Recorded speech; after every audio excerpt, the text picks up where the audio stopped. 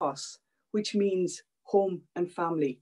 Eco, ecos, home, family. So next time you're at a table quiz, you might remember that and recognize that they're all interconnected and intertwined in the great ecosystem we live in. Social enterprises create their own prizes, jobs. Social enterprises are innovative and people-centered in welfare provisions. They provide opportunities to participate in economic life and bring in a green and just transition. Social enterprises are mainly community-led with external drivers, including European funding programs such as the European Social Fund. In this year's State of the Union speech in September, where the European Commission President stated that the Commission's priorities for the year ahead, the President Ursula von der Leyen, she made reference to the EU's unique social market economy, which is, she said, above all, a human economy that protects us against the great risks of life. This is why the Commission created the SURE programme, the European Instrument for Temporary Support to mitigate unemployment risks in an emergency like COVID.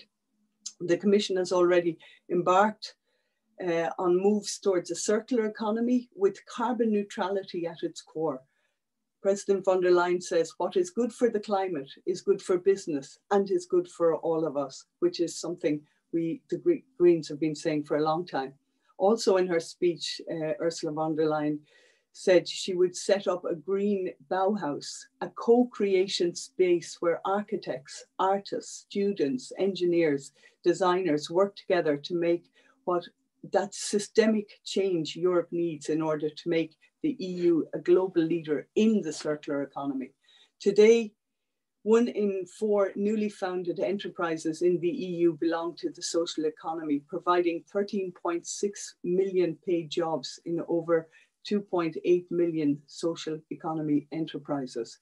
Just one shining example at home in Waterford is Ballybeg Greens project, a community developed project which takes pride of place in their community, as well as playing a vital role in education, employment and social enterprise as a primary producer, supplying local restaurants and supermarkets with top quality, organically grown salad herbs and vegetables, and also now supplying to the general public in their weekly veggie box scheme, where I might add 20% of revenue goes to Down Syndrome Ireland, Waterford and South Kilkenny.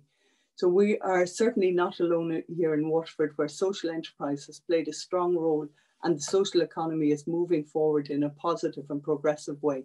Today's panel are here to examine the current situation on the ground and discuss the development of social enterprise in Waterford City and County, looking at the practical supports available, as well as looking at the importance of building a peer support network. And I look forward to the discussions around how best social enterprises can be developed and supported from the bottom up and identify challenges at local, national and EU level. Waterford is already a leader in Ireland in the field of social enterprise as one of the European social economy regions and part of the network of the European Commission Director General for Internal Market, Industry, Enterprise and SMEs. Waterford has been an active member of the network since 2019 through Europe Direct, Waterford, and with thanks in particular to the dedication of Sinead O'Higgins and her team. There are financial supports available from the Commission, and I hope to see social enterprise in the Dacia continue to develop with supports from the likes of the EU Programme for Employment and Social Inclusion, the European Fund for Strategic Investment and the European Social Fund, among other funding mechanisms. The Greens in the European Parliament have repeatedly called for a social Europe, with green jobs provided by a green economy, the establishment of an adequate guaranteed minimum income scheme and EU-level social protection mechanisms to ensure economic and monetary union is coherent with a true social union. Protecting the right to work-life balance is an ongoing focus that we in the Greens believe must be front and centre. Social enterprise and everything it stands for goes hand in hand with the ethos this way of living in a transiting world. So I thank you all very, very much, and I wish you the best for the conference. Thank you. Thank you very much, Grace, for those insightful comments and for positioning our discussion this morning in such a holistic way. I think it's a great opportunity for us to think about what it is that we mean by a social ecosystem and how we can go about building it. So we very much appreciate your contributions. If I could ask Liz Riches and Nicola Kent of Waterford Area Partnership and Waterford Social Enterprise Network to feel free to share their slides as the next speakers.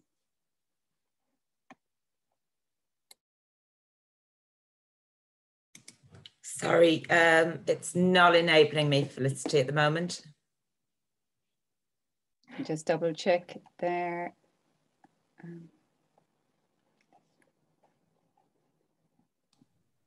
I've just enabled sharing there for participants. Great, thank you. No worries.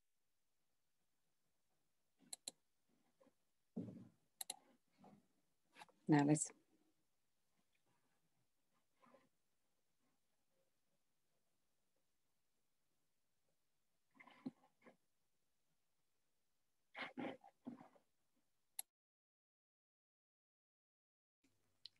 Good morning, everyone. Thank you, Grace. Thank you for framing it from a European level to a national level to a local level. And we're going to speak about what is happening on the ground here in Waterford. As part of Waterford Area Partnership and SICAP, we meet individuals, groups, social enterprises, community groups, activists who solve real problems, who solve social problems, environmental problems, community problems, both rural and urban.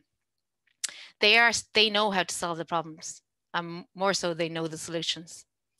They are really solving the problems that the government aren't solving or can't solve. So they come to us at Waterford Area Partnership looking for support, and that support can take many forms.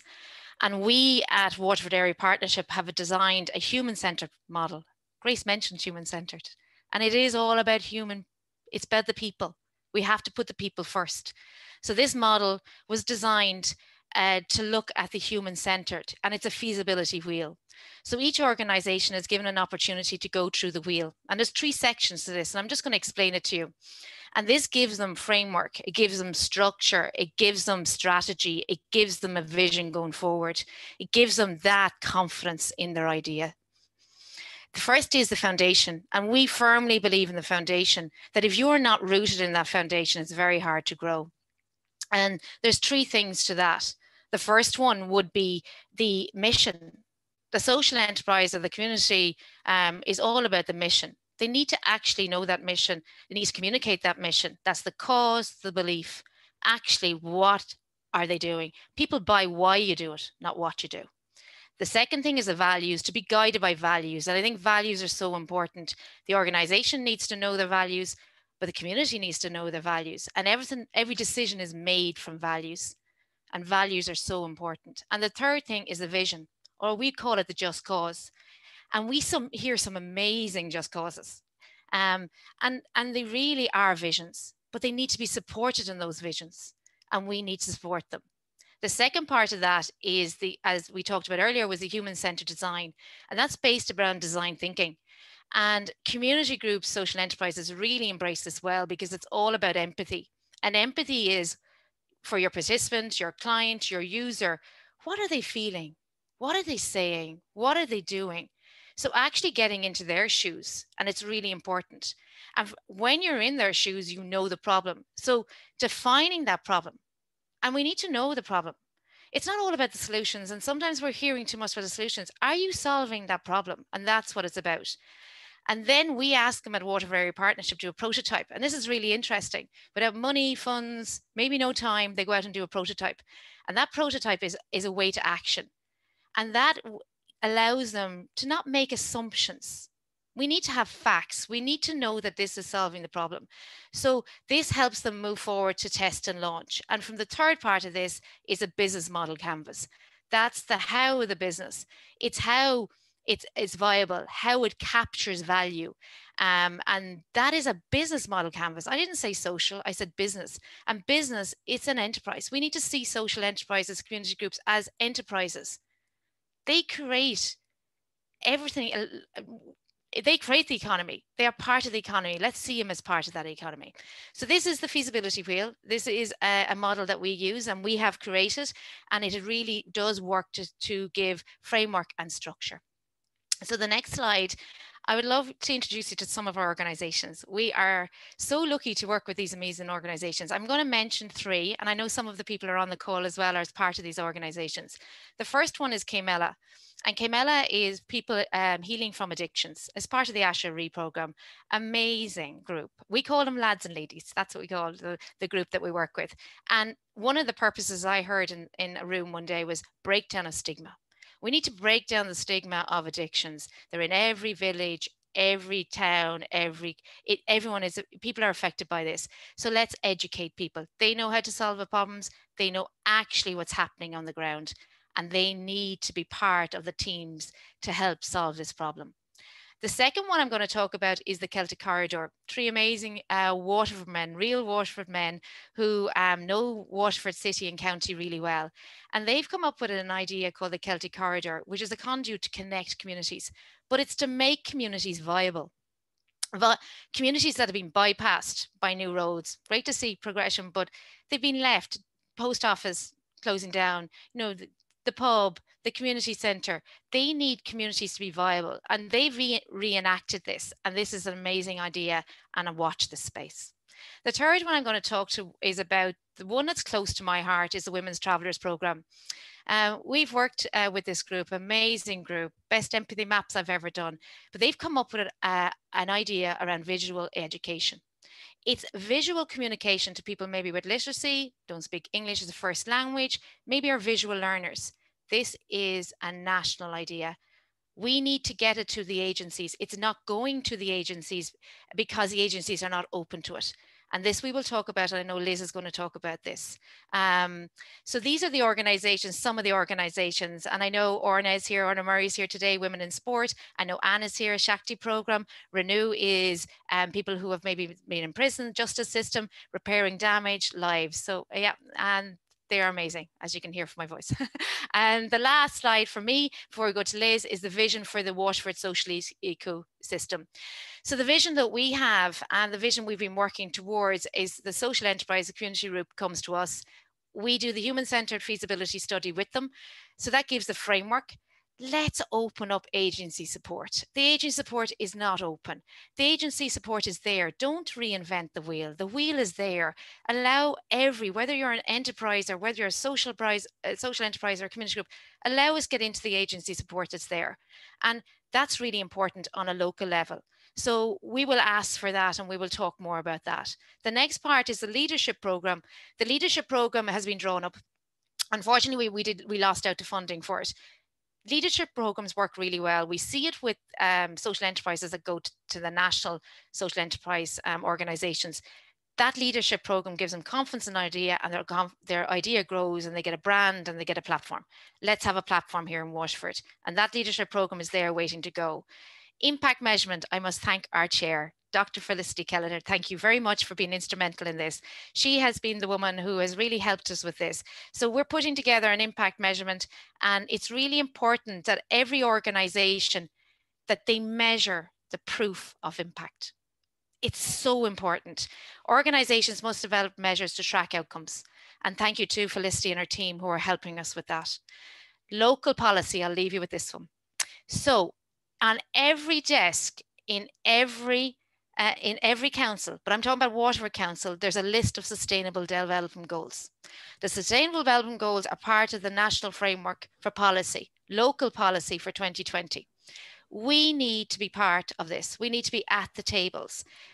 The sustainable development goals are about steps to change for social, economic and environmental policy. Let's embark on a collective journey to pledge to leave no one behind. So I want to leave you with this. This is Liz's word, reimagine Waterford. So let's reimagine Waterford, not to wait for others to change. Let's come together. Please let us be invited to the table in an integral approach to build a sustainable, an innovative, a creative, a dynamic, and I mention this word again as Grace has mentioned it, human-centered economy in Waterford, supporting everyone and leaving no one behind. That's our vision, and I'll hand you over to Liz. Thank you. Thanks, Nicola. So Waterford Area Partnership supports the social enterprise ecosystem by delivering the feasibility process as described by Nicola, by providing small grant aid, and by facilitating a network of social enterprises to provide peer support, collective training, and to build cohesion. Our work as Waterford Social Enterprise Network to date includes peer support and information sharing, responding to funding applications, collaboration with the local enterprise office and the Southeast Business Innovation Centre around mentoring. Big thank you to Jackie Goal there from the LEO. We published a mapping study in 2019, and we've delivered education and training programmes. Collectively, we're a member of the EU REEVS network and the European Social Economy Regions network. We are also exploring the potential to develop a physical space to bring together existing and new social enterprises under the working title of Reimagine Waterford.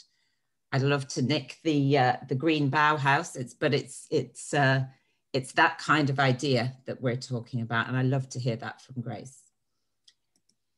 So social enterprises are operating in a complex environment, but there are opportunities.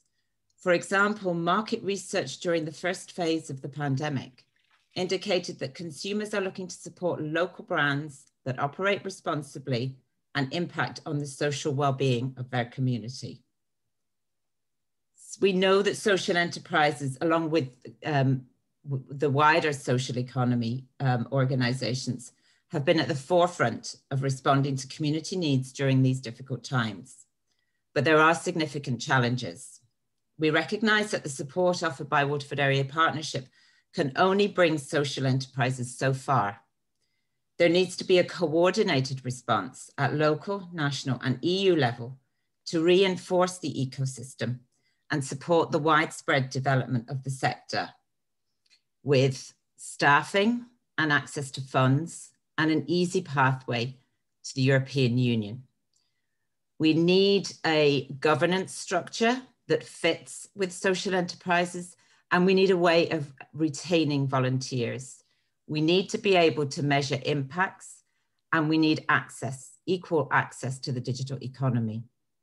We also need the equality of access to decision-making at a national level, and we need joined up engagement and support by state actors. In recognising these challenges, we suggest that the solutions to building a better ecosystem include, in relation to the European Union, a clear pathway to programmes and services and supports. At the moment, I would argue that the language and the processes are not accessible. We need a champion. We need some support in accessing those programmes. We need a national programme that gives equal support to community-led social enterprises. Enterprises, as Grace mentioned, like Ballybeg Greens, that came from a community development project and developed a social enterprise in response to a lack of state funding. So a national programme that is, in a way, if you look at the model that's developed by Social Entrepreneurs Ireland and the Social Innovation Fund Ireland, they take a small number of organisations but put in a massive amount of resources behind them. We need a programme that mirrors that, but that is for community-led social enterprises.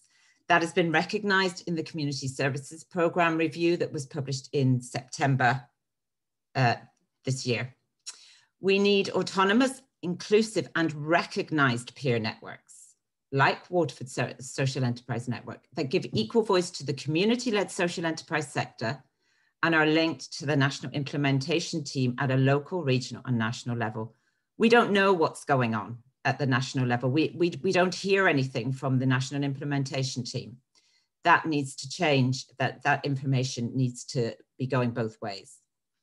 We need a local authority strategic engagement, and this is a key one, I think. Andrew Ford from the department, who I'm a big supporter of, he at a Business But Better webinar last week, said local authorities, think how you can involve social enterprises in economic planning. We need to change the verb. We need to change think to must, and we need to make that engagement measurable. We need collaboration with WIT, and again, great thank you, big thank you to Felicity, who's been a great supporter to us at a local level. We need to work with WIT to harness innovation, business education, and research on impacts in partnership with the local sector. I've mentioned the Reimagine Waterford space, which we would hope to be a creative innovation and enterprise space, having a design-led approach to harness the circular economy opportunities for the social enterprise sector, delivering training, trading, collaboration, building on peer support, and building the sector to create interconnections and build a collective market. A virtual network that we currently have will become, we hope, a physical and active space. And we need impact investment. We need business organizations to be an interface between the market economy and the social economy to access corporate social responsibility and investment. And as Nicola had said, those players are there already, and we need structured engagement with them to support that investment at the local level. So I want to take quickly this time to thank Sinead and Felicity for their ongoing support and commitment to engaging with us. And thank you for listening. And I look forward to hearing the rest of the speakers. Thank you very much to both Nicola and Liz. It's amazing how much you've captured in a very short time, and very much showing us the potential for partnership and what an impact that can have on an ecosystem. With no further ado, may I please introduce Anne Nolan of Waterford Integration Services. Anne, you're welcome to share your slides.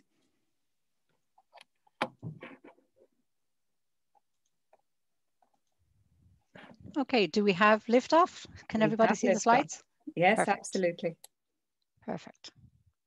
Okay, so I'd just like to start off by thanking everybody for the opportunity to participate today. And I'm just going to talk a little bit about who we are and what we do. I may have to go through these slides manually. It's not kind of doing what it's supposed to do for me, but you have something on your screen anyway. Do you?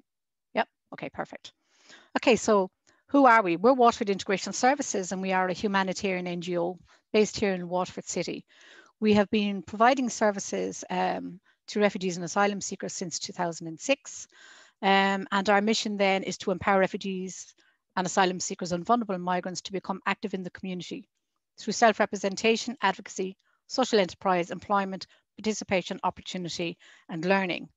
The distinction between forced and voluntary migration is not as clear as people might think. The International Organization for Migration and the UNHCR recently adapted the term mixed migration to describe new complex population movements, including both refugees and asylum seekers who are forced migrants due to persecution, and as well as economic migrants who are voluntary migrants who, like us Irish, have travelled seeking work and opportunity. I'm going to deviate kind of slightly from the slides, but they're there for everybody, and everybody is welcome to a copy of them later on, okay? All right, so diversity then is an enhancement in any community as it enriches society in cultural, economic, political, and social terms. And we've heard from kind of our speakers just now what that can mean for communities. So social enterprise then, what is the concept for us around social enterprise? For us, it's about inclusion. It's about giving people access to the same services, supports, and facilities that they require to thrive in any community. Economic exclusion is now one of the main topics on strategies to address the refugee situation globally. It is the lack of participation to the production and consumption processes, as well as income distribution. Economic integration indicators are complex and interconnecting and comprehend capacity to enter the labour market, scaling employment and entrepreneurship opportunities. The role of social economy is now more important than ever, playing an integral role in communities. Our shared purpose is to make Waterford a more inclusive and sustainable society. Unemployment is rising on the whole for the whole community, and think of what that means for those then who are furthest removed from access and supports to overcome the challenges experienced through COVID-19 in particular. For example, refugees, the undocumented, and those in precarious situations who are exploited and discriminated against. So why is there a need for social enterprise? Introducing social enterprise then as a methodology for inclusiveness connects people with a sense of place and belonging for long-term sustainable integration. On the slide here, you can see a multicultural quilt that was made by women from a number of different communities who spoke many different languages. This is actually part of the Shakti program, which is a pre-development program that is preparing migrant women for entry into the social enterprise arena. They would have been supported by Waterford Area Partnership in particular, WWETB in terms of English language learning, Access IT through the partnership in terms of information technologies, and many others besides. So why do we want to get involved in creative industries? Waterford has a great history of the arts, you know, through Waterford Walls, but also through our performance and formal arts. So we feel that it's a great opportunity, particularly to look at that from a cultural perspective. How does it serve the local ecosystem? Well, we ensure that any materials that we use are recycled and ethically sourced. There is a return for us to traditional skills and methods, you know, that require that are manpower based with reduced energy systems. Many of our clients are coming from countries where they had very little access to 24/7 electricity and other power forms. So they like the hands-on method. So that provides us then with local opportunities to reduce the carbon footprint that's normally caused by transportation to work, because people can walk to work. We're in a central area. Hours of work then are flexible to accommodate particularly childcare, affordable, accessible childcare for migrants, particularly those who live in direct provision centres and who do not have the funds to access those supports. Social enterprise then especially supports women in boosting their independence, financial independence in particular. And we are working with men as well currently. So what does that tell us then for the future? It will give migrants, you know, value pathways to progression through education and training. For example, learning the local language, learning vocational skills, mastering technology for career paths. These young men in particular are very interested in music production, sound and lighting production techniques. So what are our proposed outcomes? The programs create output delivering animation for Waterford Cultural Quarter, who we actually work hand in hand with, as many of our clients live in the area of Waterford Cultural Quarter, which is O'Connell Street. It gives them opportunities then to culturally embed products, events and services, enhancing creative capabilities of our migrant communities and sustainable development of their livelihoods. So some of the challenges that we face there are, how are we going to maintain our project post-COVID-19 that doesn't compromise on our mission? How do we hold on to staff? How do we face competition from other organizations similar to ourselves? Time management, and how do we fit all of this into the overall scale of what we provide, which is a humanitarian service program. In conclusion, I would like to say, you know, that we have to acknowledge and accept a reality now that provides us with an opportunity to invest in people, particularly marginalized people, and build a more equitable society. Social enterprise is the way forward in creating jobs where everybody can benefit from shared social outcomes. There is a need, I would agree from our earlier speakers, for a whole government approach and collaboration between agencies and organisations to get this sector moving forward. The task is challenging, but we must innovate, be inclusive, embrace diversity, and create sustainable livelihoods for all. We measure our progress, particularly through our commitment to the Global Sustainable Development Goals framework, and all our actions and activities are underpinned by human rights and community development principles. We are very fortunate to have been involved with some of the agencies that are here presented today. We look forward to continuing that collaboration going forward in 2021. And like some of the earlier speakers have said, you know, there is that need for that whole of government approach. And how do we ensure then that nobody is left behind? Thank you for your time. Thank you very much, Anne. And if I could pick up the threads of what you said just now, which is for an ecosystem to truly work, all of the stakeholders need to be genuinely participating in the process. It is no accident that we have people on the panel today that come from the true grassroots like yourself, as well as the local, national and international stakeholders that can make this ecosystem not only sustain but thrive through the active participation of all the supports that should and could be there for those like yourself, Anne, in the grassroots. With that in mind, and thankfully, within relation to Richard Gavin, if I could introduce Richard Gavin to the Department of Rural and Community Development.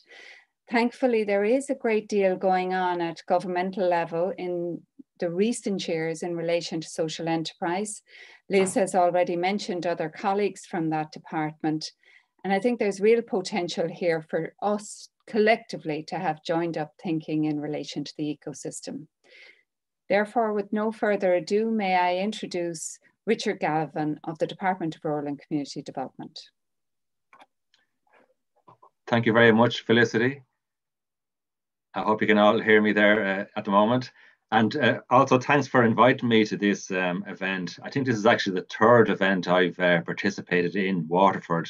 So it's actually quite clear that Waterford is really a leader when it comes to developing social enterprise at a local level. So like congratulations to all the stakeholders in Waterford.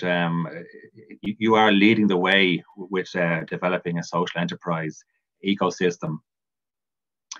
If I can just touch on the policy that I hope you can hear and see me okay. The policy that we developed last year, it was announced last July. It has three main objectives. Number one is raising awareness of social enterprise, growing awareness. I mean, among our stakeholders here today, we're well aware of the clear impact and contribution that social enterprise have.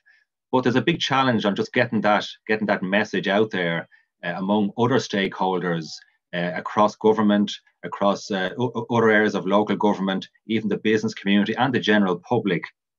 So I'm glad to be able to say that over the next week or so, we hope to be finalising a communications, an awareness strategy for increasing awareness of social enterprise. And I think that'll play its part in developing and assisting social enterprise just to get the word out there and help them with supports. A second objective of the policy is growing social enterprise and strengthening social enterprise. And of course, that is all including in developing social enterprise ecosystems. We strongly believe in the local supports for social enterprise. And it's been mentioned earlier on about some of the different supports that our department provides, the leader and SICAP. But we also have local, more targeted supports, like the small capital grants that we announced late last year and early this year. We've €1 million in funding at the moment, including many projects around Waterford. And we are very hopeful of announcing a similar type locally targeted support scheme for social enterprise over the next few weeks. So watch out for that, and you should be hearing something about that shortly. So that's, I suppose, the two main objectives of the policy. Another one is policy alignment, and we have to feed into other areas of government policy, such as housing, immigration, integration, and how social enterprise contributes to that. But a lot of this boils back down to raising awareness. And a few of the speakers earlier on, they all touch on a kind of a common theme. And it's about social enterprise and how they support people. And as part of the awareness strategy that we're bringing out very shortly, one of the key messages that we're trying to get across is what a social enterprise is. And in simple terms, it's a business that works primarily to improve the lives of people. And that's a common theme from all the presenters here today, that it's people that are benefiting from social enterprise. They are businesses, and let's not be ashamed of saying that they're a business, but also that their people are the main objective, supporting people. And I suppose one message that this awareness strategy will bring out is that we all have a role to play at government level, at local level, and social enterprises themselves. Don't be afraid to call yourself a social enterprise and to spread the news of the impact that you're making. And that's what it's all about, the big impact. And that's the difference between social enterprises and normal businesses. There's a social impact from them here. So listen, I won't take up too much time. Just supposed to finish off, like we've plenty of other challenges to make. And just one point as well in relation to the National Implementation Group, it was mentioned earlier. We do actually publish the minutes of those meetings on our website on gov.ie. So if you go onto gov.ie and just do a search for social enterprise, you should be able to find all the minutes of the previous meetings of that. So that might be useful. In all fairness, gov.ie sometimes isn't the easiest website to find your way around. So I do apologize for that. But if I could just give the last word, like building a social enterprise ecosystem, it's really all about empowering local stakeholders to, I suppose, take ownership of social enterprise development in their area. And in fairness, Waterford is definitely leading in that area. Thank you very much. Thank you very much, Richard. If I could now open this up to the entirety of the panel, and taking on board what all of our esteemed speakers have said throughout their own presentations, and in particular, what Richard finished with there. What is your top of your wish list for the social economy sector in Waterford?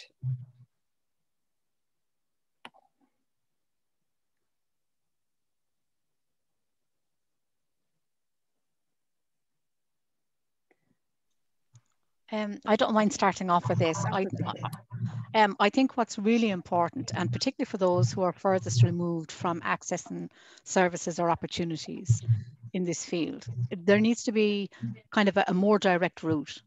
It's very difficult for Irish people who have the language and the knowledge and how systems work, the knowledge of how systems work, to be able to traverse, some of the very complicated routes that there are to opportunities, to funding. Many of our asylum seekers in particular are not eligible even for kind of maybe mentoring supports and some things like that as well. And they're often discretionary through the local LEO offices.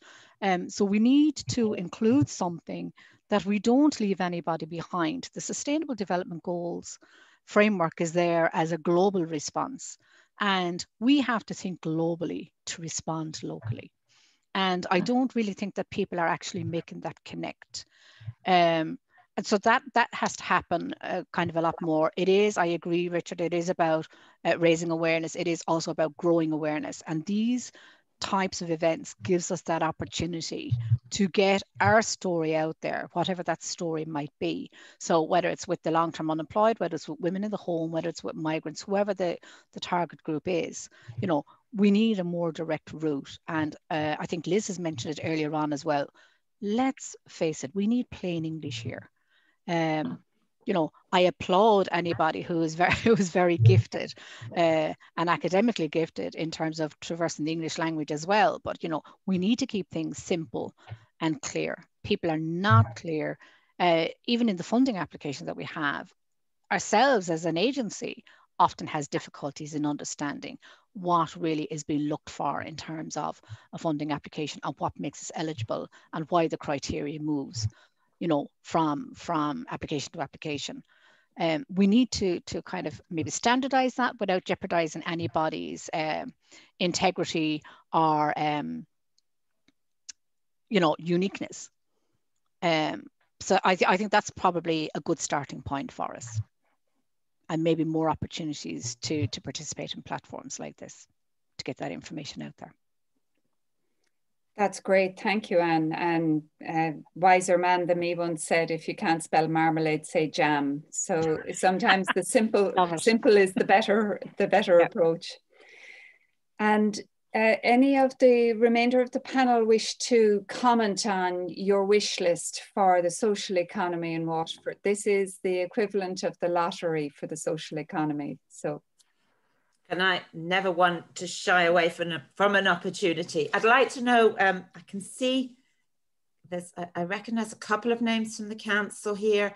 I would love this, I suppose, one point to refer back to Richard is, yeah, it's great to know that there's minutes on gov.ie. That's fine, I can read them. I'm talking about real connection between the top and the bottom. And I think that's sincerely lacking, and I think that would be on one of my, that would be part of my wish list. My other wish list would be that the council would be more forthcoming in formally engaging in the social enterprise sector and looking at how responses, coordinated responses can be actively developed and pursued through economic and community planning. And as I said, I do think that those things need to be from government, from the Department of Environment, they need to be measurable. They need to be impacts. We're called all the time in SciCap to measure our impacts. We have key performance indicators that we have to meet. And I would say, why is that not the case in terms of the local authority and social enterprises? Thank you very much, Liz. And I think that when you combine these thoughts in terms of clear communication, such that the grassroots have access to all of the supports and resources that they have potential to gain for their communities, and combined with a mix of formal and informal engagement at all levels of the ecosystem, there's great wisdom in looking at how we can facilitate that. Sometimes we see an individual and forget that they are in the role of their organization. So there's great wisdom in having a formalized approach towards the organizational involvement, and we can remain that lovely mix that we can achieve in Ireland of formality and informality when it's us as people within those roles. So it's good to remember the two levels in the context of what we're trying to achieve. Richard, if you don't mind, I'm going to ask a question to yourself and then broaden it out to the panel in terms of how we might embed the ethos of the social enterprise policy in our proposed ecosystem. Okay, well, as I mentioned earlier, that the policy does actually make specific reference to the role of local players, local authorities, and it was mentioned earlier on about the some local authorities. But as you probably know yourselves, many local authorities have included social enterprise in the local area economic plans. So what we're trying to do is kind of promote that. And again, it's part of raising awareness. A number of local authorities have done it, but others aren't really. Social enterprise really isn't on their radar. And that's the challenge we have to do. I mean, the policy sets out clearly to push social enterprise as much at a local level. But I think this is where we come in. This is where we have to, I suppose, involve the local players. And for example, we are engaging with the local development network, including local development companies in Waterford, on providing local supports. And as I mentioned earlier, the small capital grants was an example of that. And we're developing another similar one. And these will be delivered locally by the local, I suppose, networks that are on the ground. But one experience we have had even with the small capital grants, while some areas are very, I suppose, tuned in to supporting social enterprise, there are some others that just weren't really that, I suppose, engaged with social enterprise. So while Waterford is definitely one of the better areas for locally supporting social enterprise, that can't be said of some other areas. So there is a role to play just to get local people involved, local stakeholders, including local authorities. But while the policy sets out what has to be done, there definitely is a lot more work to be done, and just increasing awareness among the key stakeholders there.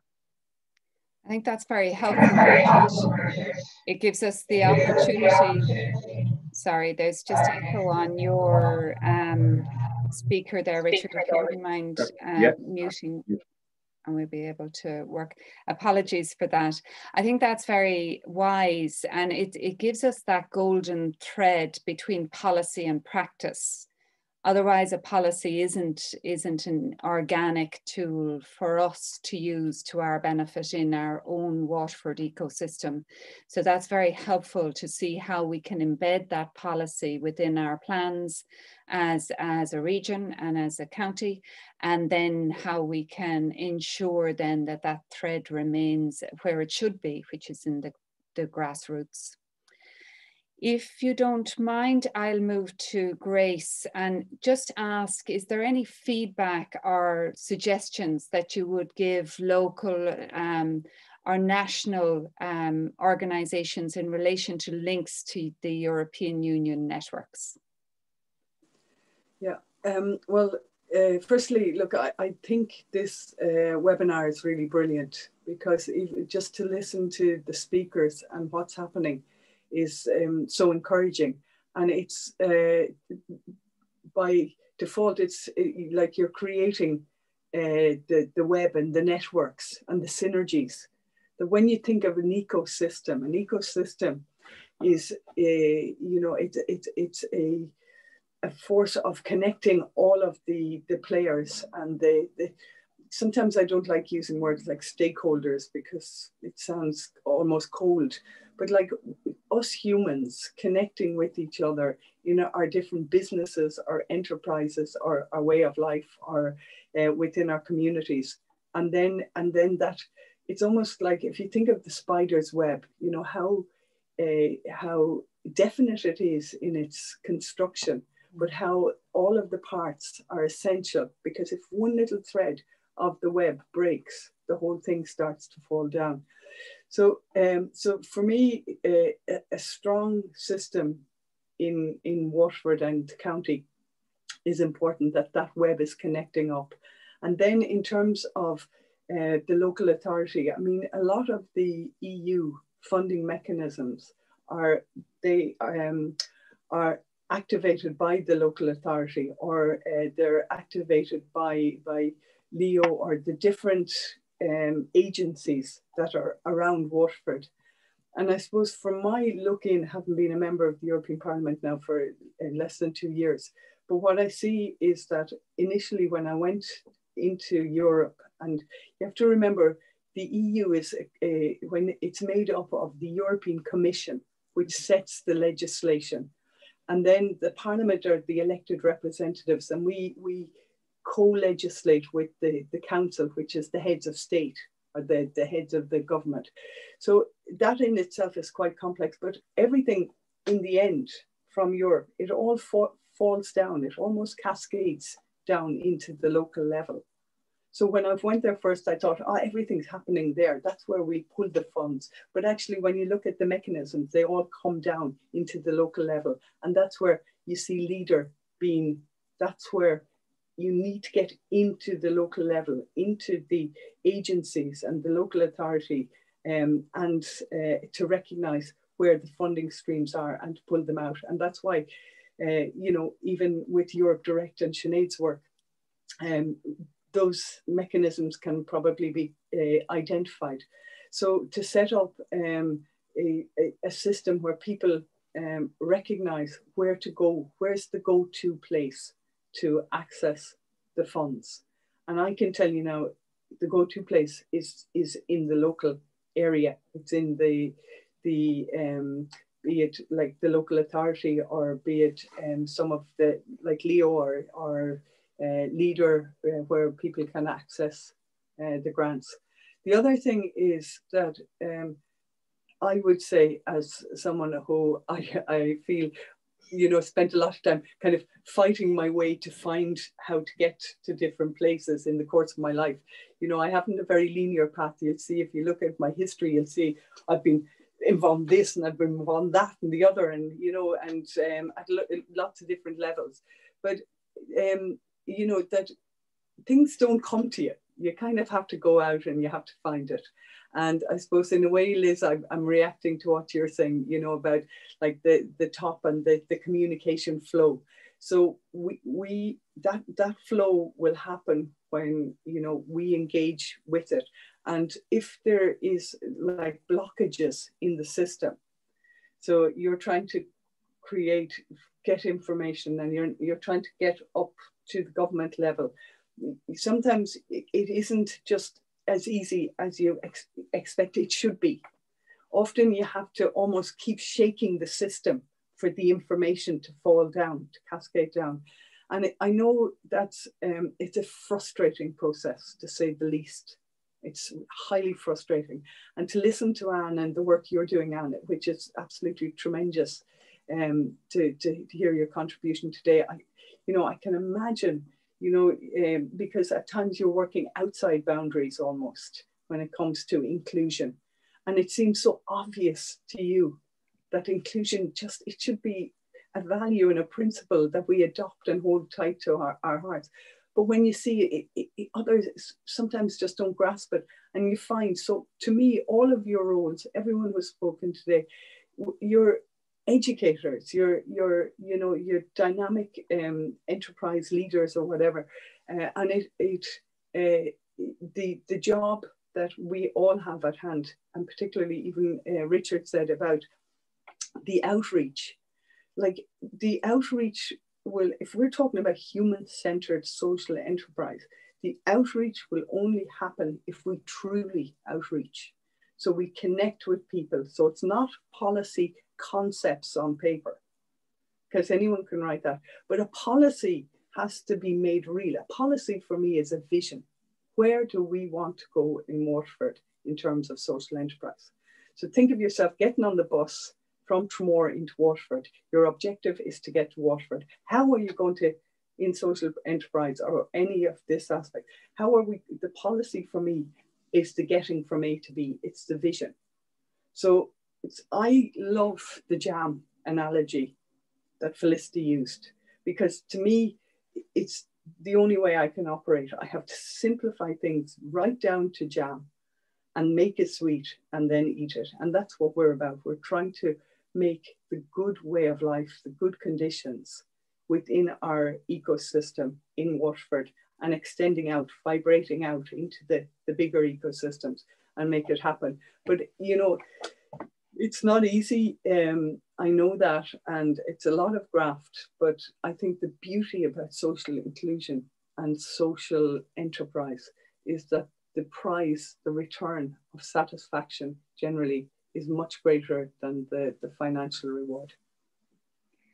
That's fantastic, Grace. Thank you so much. And I've been thinking about the imagery that you created, that the European Union in all its guises and the Commission are a bit like a tree. When you talk about shaking it, it is to shake the leaves down so that we all have access to the capacity that we have as a collective.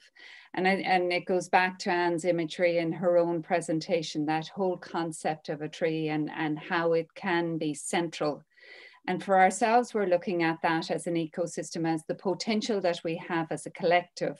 We can be individuals, we're individual leaves in that context, but the idea of us as a collective, as the ecosystem, being that supporting infrastructure that comes with the bark and roots. In that context, I'm going to leave the whole of those who are with us today. We have a fantastic group of people in the ether, which is it's a great shame that we can't buy a cup of tea or coffee right now, because we're nearly ready for the biscuits and the jam that Grace has mentioned. So, and in context, one of you in the panel in the chat has come out with a comment. Malcolm, thank you. Coming out of COVID, I believe that social enterprise could be the silver bullet in getting communities back on their feet.